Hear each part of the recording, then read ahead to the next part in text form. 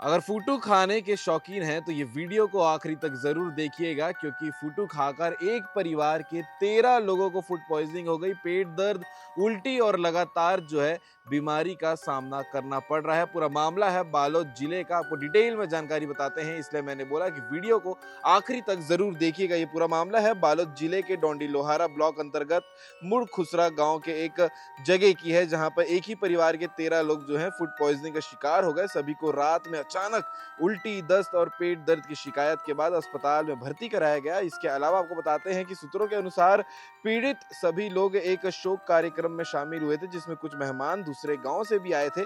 कार्यक्रम के बाद सभी ने घर में बना खाना खाया, जिसमें मुख्य रूप से बना हुआ था पैरा फुटू। खाना खाने के बाद कुछ घंटे के भीतर ही लोगों की तबीयत बिगड़ने लगी और एक ही परिवार के 13 सदस्य, जिसमें बुजुर्ग, महिलाएं, बच्चे, युवा, हर कोई जो थे 13 लोग, वो बीमार हो गए और डॉक्टरों ने सभी का तत्काल इलाज शुरू कर दिया है। इसके अलावा उन्हें भर्ती भी किया गया है।